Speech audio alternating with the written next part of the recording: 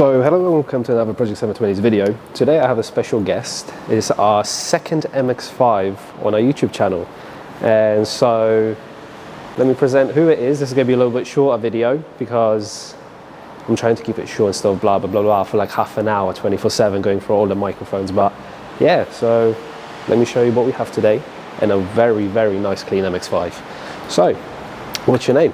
Hi, I'm Abs. This is my Mark 1 MX5. It's a 1.6 litre Japanese import.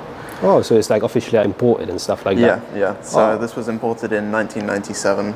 To UK? It's been in the UK since, yeah. Oh damn. To be honest, looking at the MX5, it is quite clean. I'm guessing there's not a lot of rust around it, if I'm not sure. It's pretty rust-free, yeah. It's got a couple of minor spots, but it's mostly alright, yeah. See, that's fine because my BMW is actually rust-free. Nice. For E36. It's quite good for an E36. And yeah. no oil leaks. Nice. So quite saves it. So let's quickly run down what is like, because I can see you have done a lot of things to your MX5. Yeah. And I mean a lot of things. So let's run down exactly what you have currently done to your MX5. So most of the stuff I've focused on so far has been just kind of getting it back up to scratch. I've done a lot of preventative maintenance. I've changed out a ton of gaskets and seals, all that sort of stuff, just to get it into good nick. And then in the process I've done a lot of work to the cooling system, so I've put in all new hoses. If it's rubber, I've replaced it. I've changed out the radiator for an aluminium radiator there. It's true, because I did hear that these rads, whenever you have some fun with them, in Mexico like they say, they do like to pop, because they are made of plastic. They have a tendency, because it's 30 years old, it's plastic and rubber and all that sort of stuff, and so they go green and then they have a tendency to just blow. It's always good to change those, yeah. Yeah, because when we bought their E36, the guy told me the radiator, because it's bond stock currently, is all done, completely refurbished, all that jazz. I had my service done through BMW, and I found out that my radiator was bowing at the bottom, so I had a massive belly at the bottom, which means that set me back £450. Wow. But at the end of the day, I did have a clean swap for my RS for the E36. Nice. So I can bear that. I only invested, I think, £3,000 to get it running. Cool. And then that RS, we don't talk about how much money went in there. When I bought it from the guy, I only got a green slip, no paperwork. I see. But anyway, let's get back to the video involve ranting. Yeah, so I can see you had your aluminium rad done. I can see you have a temperature gauge as well added to it, which is, like, to be honest, quite a neat little thing to do. Nice little touch, yeah. Exactly. Little touches are always good to have.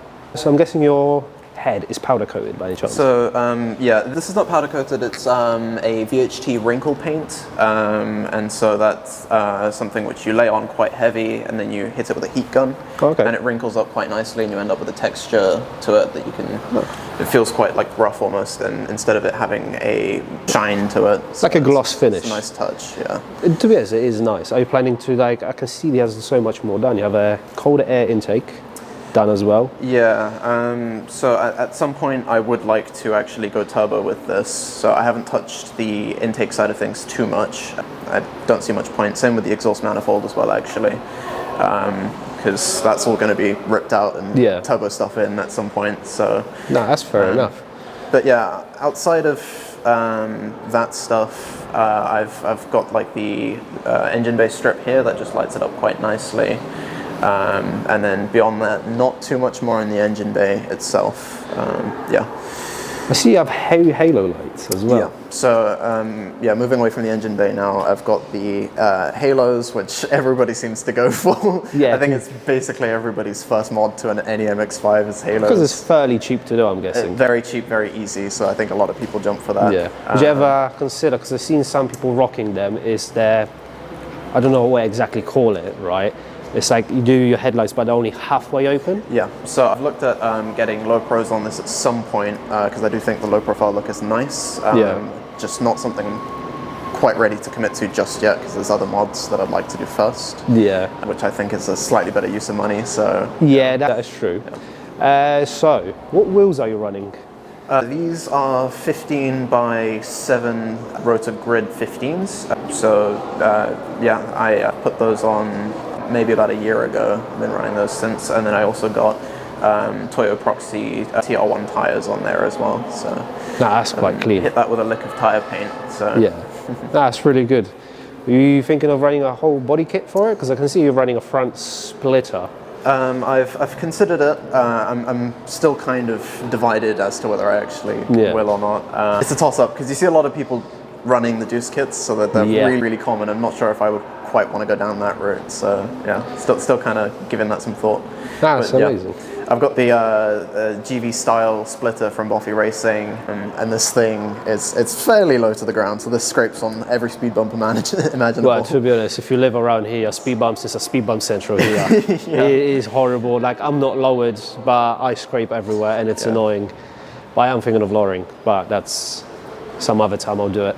So, what kind of shocks and suspension you're running? So yeah, I'm running Meister Sportives, and I've lowered those as much as they will actually go. They don't go crazy low compared to some of their more premium options, but for spirited driving, if you're not doing the track too much with it, generally those are all right. So that's what I've gone with here, and it has actually dropped it by a fair bit. So to be honest, I can see it's quite low. Yeah, it's not like insanely low, but it's about as low as I would want to go for my daily driver, because I do drive this every day, and it already scrapes as it does not need to be lower. It is true. But you could get a low line kit, so even though it's the same height as it is now, with a low line kit, it will feel that it's much more lower. The only issue is if you do catch them, because they're made of fiberglass or carbon, it's going to be a quite hefty repair if it does cut. Yeah. Because I had a low line kit for my RS, and my missus took my RS for a drive, and she took a nice little chip from the front lip. So just a head of advice, it is going to hurt. I do see that you have I don't see that quite often on MX5, but a roof. I know it is a convertible at the same time. You have a hard top, and it's actually in a really, really good condition. So did you have this whole car resprayed, or did it just came with it? This is just how the paint was. This is still factory paint. I would like to respray this at some point, and I think I would change the color to some kind of like a purple, something like that. But that is something that's further down the line. Oh yeah, it's not going to be cheap. So, but off camera, it's like, I'll tell you off camera, if you do want a spray paint guy, a really good one, I do know one, and he's based in Fish Hampstead. And last time I asked him how much is for my Beamer, he only quoted me with all the labor, all the paint, all everything, $1,000. Oh wow, okay. That's cheap. That's cheap. Because anywhere else you look, the starting price is $2,000. Yeah. And they charge $250 a panel or $180 a panel sprayed. Yeah. So it's not cheap, but he's really good, to be honest. So let's talk about your interior and what you have done to it. Okay, so in here, I've done handmade door cards, done these myself. Yeah. So I just bought the fabric, ripped out the door cards, and just like spray glue and staples around the bag. Oh, I do like it. It adds like a JDM look to it at the same time. Yeah. Is that the door handles? No, that's just the pull and shut, I'm guessing. Yeah. So I've changed out you usually have a handle that comes around here, and I've swapped it out for just a pull strap instead. So that gives you a bit more leg room when you're in the car, because usually it kind of encroaches. Because I can tell you're quite tall, to be honest, and I'm pretty sure it's quite cramped sometimes. I'm guessing see all the way down, all the way back. Yeah, I know that position. Well, I can see you have nice blue dials as well. Did you change the dials on the dashboard? The gauges are stock, but I've changed out the lights in there. So I've put in these nice blue lights, and I was thinking about getting a gauge kit for the car as well at some point. That would be quite nice, but. That was one of my earlier mods. This is such a nice clean interior, I must say. Thank you. It is nice. Yeah, all the little touches are really nice. I have in the center console, I have the Jazz Performance HVAC kit, which has a nice brushed look to it. So it changes it from the old plastic to a nice brushed aluminium, and then the knobs have also been changed out to nice metal ones from the old plastic, because that has a tendency to look plastic chrome which peels away. Yeah, I get that. Yeah, that's fair enough. So what kind of exhaust system are you running? Because I can see you have, I'm guessing, a straight pipe. So I'm running a 4-inch exit Malian on this, so it's quite loud, and that's got a decat as well, so it is pretty much straight through from the engine. It's a little bit ridiculous when it comes to noise. I bet your neighbours love you at 4 a.m. in the morning. It's quite loud. That's amazing. I do love your build. I do appreciate you coming to one of our channels. I know we're new, we're still growing rapidly, but currently 50% of you guys are not fucking subscribed. And I know exactly what country you're from, because it actually tells me as well. So if you do like the content, the stuff we do with clients and stuff like that, just hit our subscribe button. It's free and it supports us what we do, and there will be more better content. And also thank you BMW, I see you stalking me, I will be calling you out soon on Instagram. So, what we're going to crack on with it now. Later on, near the end of the video, we'll hear your amazing exhaust, because I did hear it and I do like it because it's quite loud. But we're going to leave that little bit for a little bit later so we don't get too much in trouble and kicked out quite quickly. So we're going to do some B-rolls for you, some photography, stuff like that. And we'll go from there. Cool. Awesome.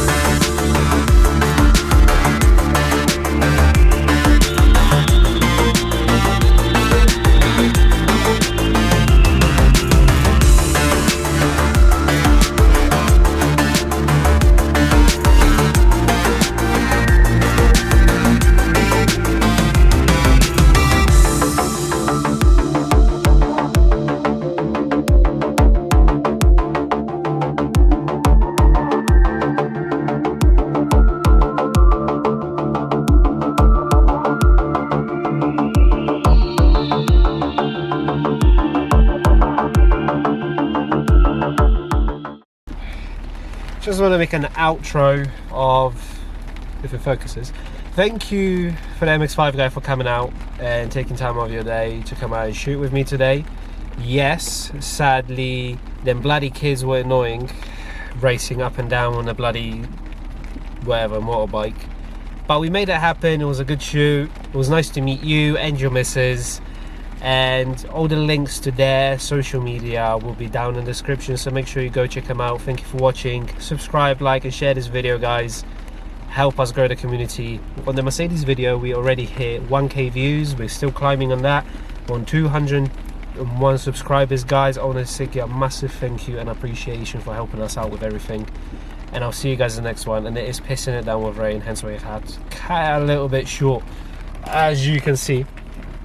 It is raining, so we're going to get some snacks, and I'll see you guys in the next one.